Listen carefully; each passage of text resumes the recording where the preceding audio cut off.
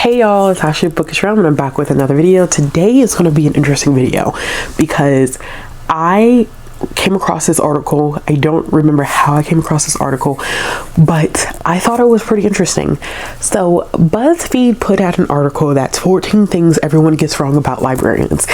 And I think that I want to see if they actually got these assumptions right, and I just want to react to it because I think that some of them probably going to be spot on. There may be some that like I've never heard of or ones that I disagree with, and I just thought that this would be a fun video to make because of course, you know, I set in my 2022 goals that every month I did want to make a library related video. So my library related video for this month is reacting to this Buzzfeed article. If you're new here, don't forget to click the subscribe button, hit the bell for notifications so you never miss a video, and go ahead and give this video a thumbs up. So let's go ahead and jump in and get started. Okay, so I am looking at this article here, 14 things everyone gets wrong about librarians. This is interesting in general anyway because this article was published in 2015, so it's a little bit on the older side, which nothing wrong with that. So they said, we recently asked librarians amongst the BuzzFeed community to tell us the most frustrating misconception people have about their job. Here are the enlightening results. Okay, so I didn't know, because of course, whenever I do reactions, I find stuff, but then I don't really look at it because I don't want to kind of bring in any preconceived notions before I look at it. So it's cool that they actually surveyed librarians in the BuzzFeed community. So these are probably going to be 100% spot on. I think so. Number one, your job is stress-free. That is the ultimate truth, y'all. I wish that people would stop assuming that being a librarian is stress-free. It is the farthest thing from the truth. Being a librarian is just as stressful as any other job, and I have been stressed out in my job. I've been extremely stressed out with my job, and it's just normal factors. And you have to think about the fact that too, and I'm coming from the perspective of working in a public library. So there are a lot of different types of libraries. I'm a public librarian and I work with the public. So you don't know what you're going to get into when you're working as a public librarian, meaning anybody could come into your doors. There's no gatekeeping. Like school librarians only are going to serve their school population. Academic librarians typically are going to just serve the students that they work with. We get a taste of everybody. Of everybody. So sometimes things are just not as peachy keen as we make them out to be. But I think any position in which you are serving people, it is going to be stressful to some level because you have to keep a very good kind of like quote unquote customer service type of attitude going. And if you didn't realize, that's emotionally taxing. So you can have horrible things going on in your life, but when you get to work, all that gets turned off. It gets put in a compartment and it stays there until it's time to clock out.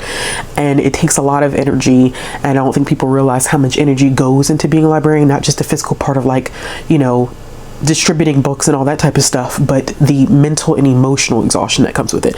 So it's not stress-free. I wish it was, but it's definitely not. Yeah. Here goes a quote that's interesting. I hate when people say it's so quiet in here, your job must be so relaxing, or they assume that you have 3 hours at work just to read whatever books you want. Oh, so not true. So not true. It's not true at all, y'all. It's not true. That technology has made your job redundant. It has not.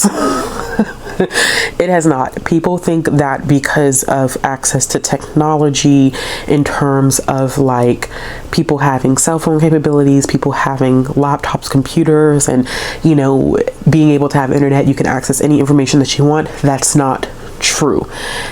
All information is not accessible on the open web. Sometimes there are things that are put behind a paywall, especially if it's coming from like a journal or it's some type of research. They are not going to allow everyone to have open access to stuff like that. So when you go to your local libraries, and once again, I'm going to say, I'm just speaking from the perspective of being a public librarian.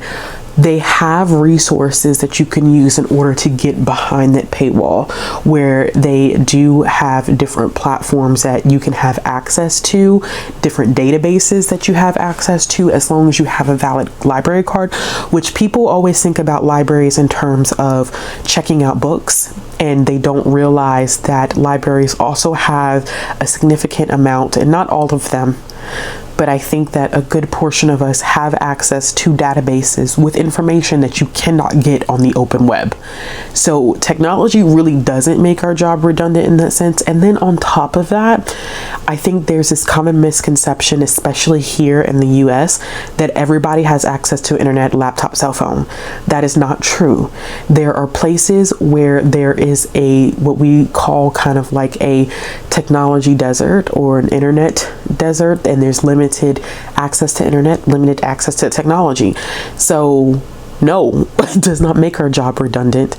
It assists us in doing our job, but there's still things that you can't get to, or some people don't have access to, even if it seems like technology is picking up. Let's see if there's any quotes with this one. Yeah, people assume that librarians and libraries are obsolete because you can find everything on Google. There's so much information, electronic or otherwise, that can't be accessed through Google, and we know how to find it. That is so true. There's so much there's a lot of information, y'all, that you cannot get access to via Google, and you need a kind of loophole to get in, and librarians know how to do it. We take classes specifically. We take research classes specifically for stuff like this. All right, so let's go to number 3. This is the biggest one. It's my pet peeve. It's my pet peeve that you spend your days reading. We do not. We don't. Okay, so here's the thing. I think in some ways, when I was front facing, so that means I was directly working with the public. If you did not know, now I work more behind the scenes. When I was front facing, this did not hold up at all. Like, the times in which I was reading, it was probably when I was on my lunch break, or if I was at my desk doing something where I could listen to an audiobook. And so I didn't spend my days reading.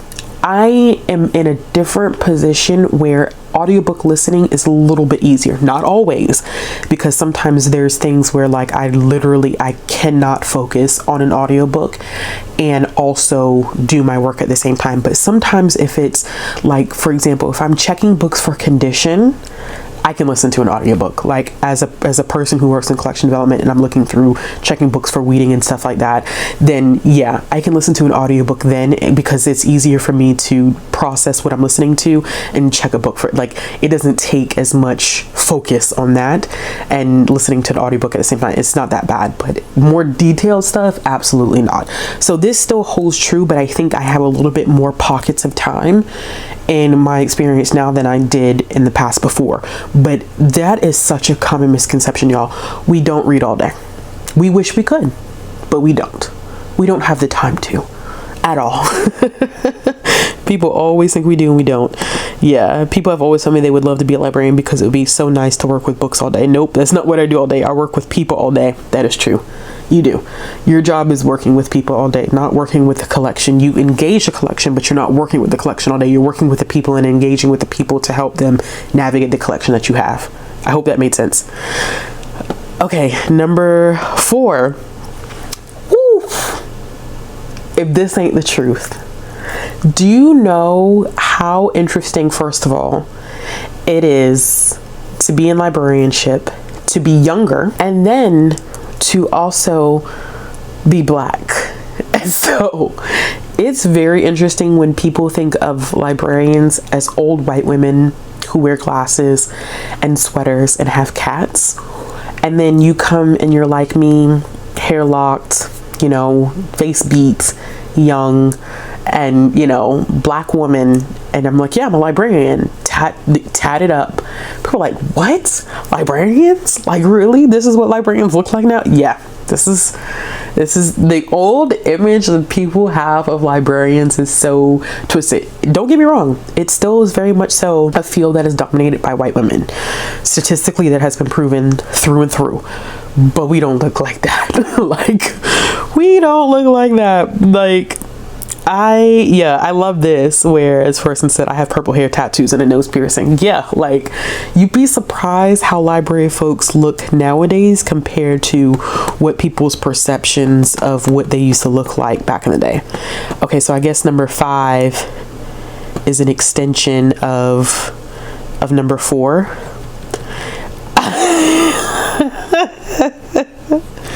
So that's true. It's like two extremes. We either look like the old white lady, or we look like the sexy librarian. We also don't look like this. Okay, so a funny story time. I've literally had a guy that I've met was like, you know, he asked me, he said, you know, what do you do for a living? I was like, I'm a librarian. He's like, oh my God, you're every man's fantasy. And I'm like, we're done. Like, we're not going to continue this, because I know what you're thinking in your head, and please don't tarnish my profession because people like to play naughty librarian in the confines of their own personal spaces and time.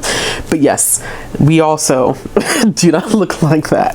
It's both of them are bad stereotypes. Okay. That if your focus is children's books, it's all playtime. I can definitely say this as someone who did work in youth services, and I still am youth services related.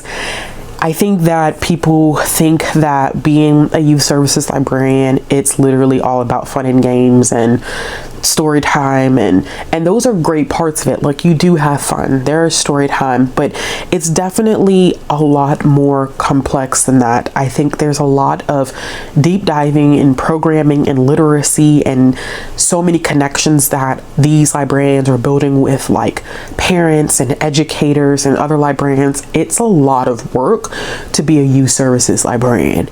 It is a whole lot of work, because you are trying to help parents and caregivers kind of navigate, you know, whatever skills they're trying to help their children hone in on. Like, you would not think that a story time would be about us in the background thinking like, I need to make sure I have a concept book that deals with like the alphabet or shapes or numbers or colors.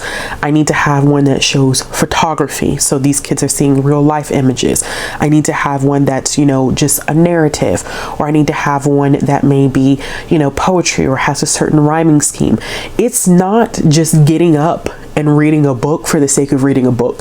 Everything that youth service librarians do is definitely a lot more complex than I think people give them credit for, because you're constantly thinking about, what skill set do I need to help these kids with? How can I help prepare them and also prepare parents and caregivers for nurturing them and preparing them in the best way that we know how? It's such a complex, and I loved it. I definitely loved it.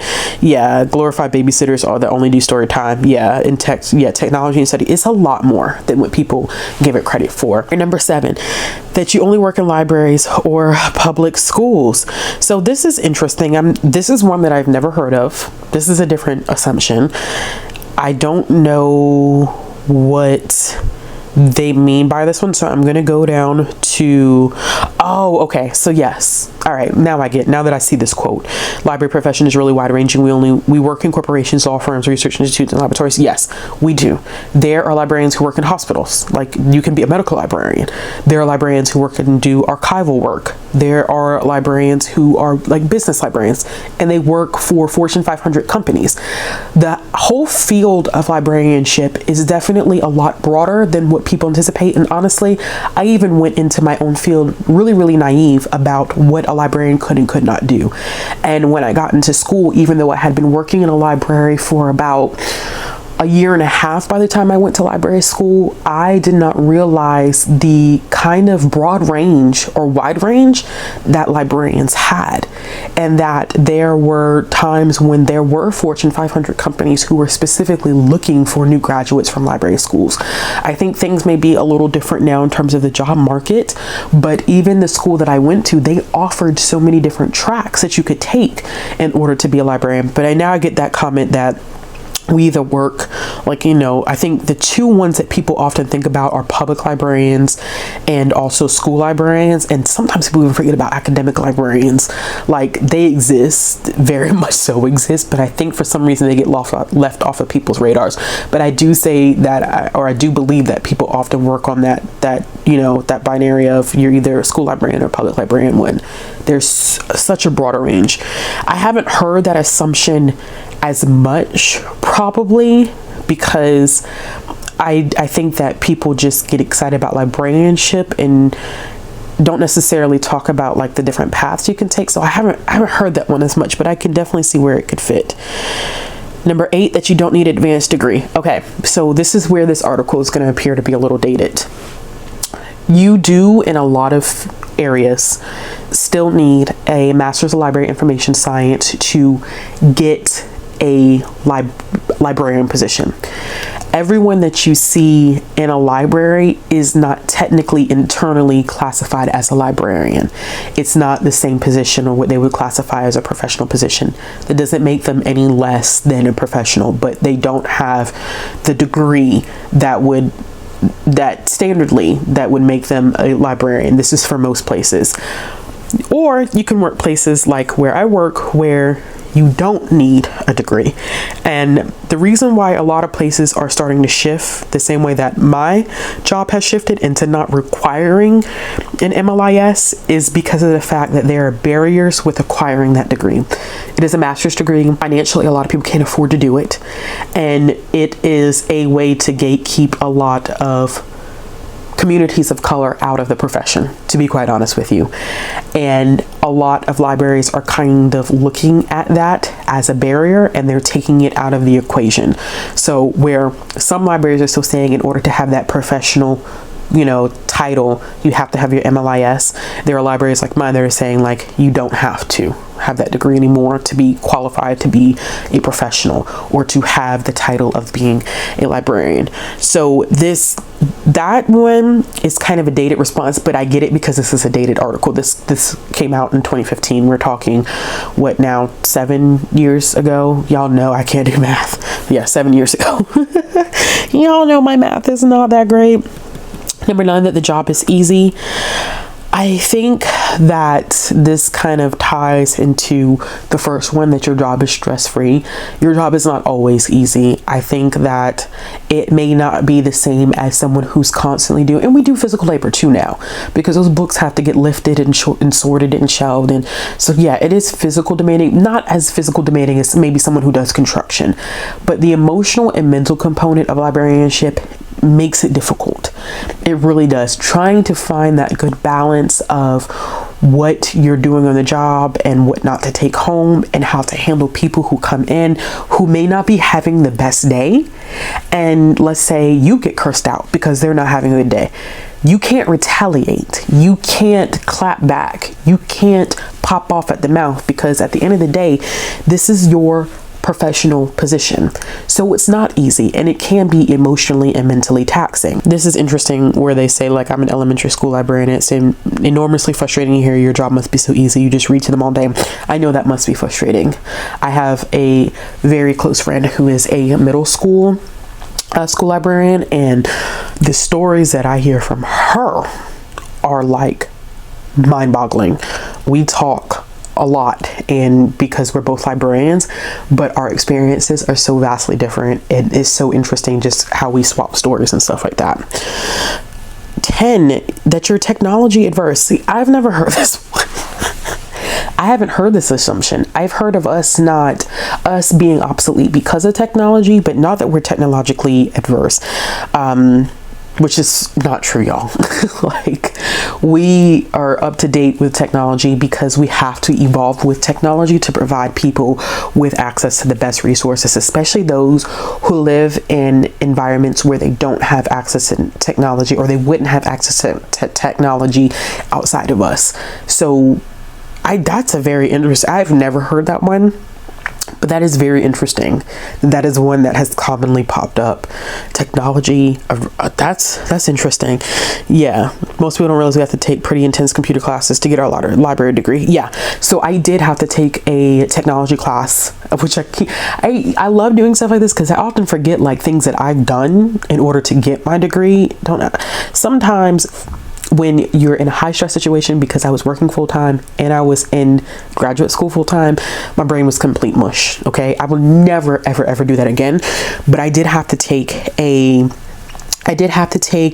technology class where I had to learn HTML and other coding, and then I did take a database class where I had to do database design. Hated that class so much. Hated it. And it was the last class that I had to take before I graduated, and I hated the database design class. I hated it, y'all. It made me miserable. But yeah, we do. So if that's what they were talking about, then I guess, but I really have never really heard that assumption before. 11, that you have to be of a certain age. No, once again, not one that I typically hear. I think people are surprised at the medium age of librarians nowadays, but I've never heard of people saying like you have to be of a certain age. Once again, this probably has to do with this article being a little bit dated and people not expecting to see young people probably about 7 years ago. But I think it's pretty common now that a lot of people use like entry-level library positions as their first step into professionalism, which makes sense. Okay, number 12, that you're a bunch of prudes. I've never heard that one. I felt like BuzzFeed was doing good, but this is another one that I've never heard of before, and there were a bunch of prudes. I just don't assume that my position, like my career, has anything to do with my personal life. So if this is an assumption that people are making, that's a pretty bold assumption. Yeah, the biggest misconception that faces all librarians are prudes. Like, wow. That's a stretch. That is a stretch. 13 is one that I have heard, that a lot of librarians are introverted. We keep to ourselves. We don't have social skills, which is not true. A lot of librarians are extroverted and have a very vibrant social life, but I think that libraries are places for both introverted and extroverted people. I know people who are introverted who function very, very well in libraries, which is interesting because you think being around people all the time you have to be extremely extroverted, and they're not. I think that there is a place for everyone to function no matter where you are in terms of your personality, but I won't say that we're all introverted loners. I mean, we're book people, but you know, introverted loner is kind of a stretch there. All right, 14, libraries are basically an endangered species. This I do hear all the time, and it's so frustrating, y'all. This has got to be the most frustrating assumption that people make about libraries, and I hate it. I hate it with a passion because it's so disgustingly incorrect. Okay, we're not endangered. Libraries are not going anywhere. Libraries are too much of a staple in their communities. I think that financially sometimes it is hard for smaller community libraries because of funding, but to say that we're obsolete and that we just need to get rid of libraries because we have things like Amazon and digital services, that is a place of privilege. For you to be able to say that I have technology, I can just use Amazon, so what is the purpose of libraries? That's privilege speaking that you can't even recognize, because although it may seem like all of us have access to things like technology and books and can afford to buy books whenever we want, that's not true. People don't have the financial means to buy every book that comes out. They don't have the financial means to have a laptop and computer in their house, or to have Wi-Fi, or to have a cell phone that has unlimited data. Yes, a lot of people do have access, but those are privileged people. I am privileged that I do have Wi-Fi in my house, access to a cell phone with unlimited data, and a laptop. But I work with people who there's no way. I live around people who don't have access to this stuff. So when you think about all the things that libraries do for their communities, when we think about like resume help or just workforce development in general, access to materials like books, access to information that you can't get from Google, the programming that is supplied for children who are in different stages of development, that supplemental, help that you get outside of a school, the safe spaces that are created for teens, the maker spaces that are there to help people start their own businesses. All that stuff is important, and people utilize their libraries for those things. You take libraries away from some communities and some communities are going to crumble. So they're not endangered species or obsolete, because when you are only viewing the world through the lens of your privilege, your money, your wealth, your access to certain things, you forget about those communities that don't have access to the same things that you have access to. And it is a way to really piss me off as a librarian is to say stuff like this, to be honest with you. And like this quote says, they're changing. It is the truth. We evolve.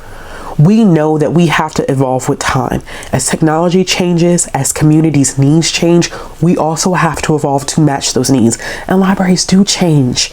It may not seem like we are because we're keeping up with what you need, but in order to do that, we have to evolve, we have to change, we have to look at our services and say, okay, well, we need to add this or take away this, or we really need to consider this, this, and this, and this component. So, oh man. That last one was that was a good one. All right, y'all. So I think Buzzfeed did, they did come up with some really good assumptions. Most of them I was familiar with, like 2 or 3 there for a moment where I was like, I've never heard of this before. But I do like that they actually did take the opportunity to survey librarians in the Buzzfeed community. That was great that they actually, pulled that information from people who are doing the daily work. I think that it's so interesting to make assumptions about libraries and what librarians do. And I hope by talking about this stuff, we kind of break those attitudes and those assumptions, and that people learn more about libraries. But anyway, if you have any questions for me about anything that I just reacted to, let me know in the comment box down below. As always, if you like this video, give it a thumbs up. If you want to see more content from me, click the subscribe button, hit the bell for notifications. And if you're looking for ways to follow me or support my channel, all the links will be down in the description box below, and I'll be back with another video tomorrow.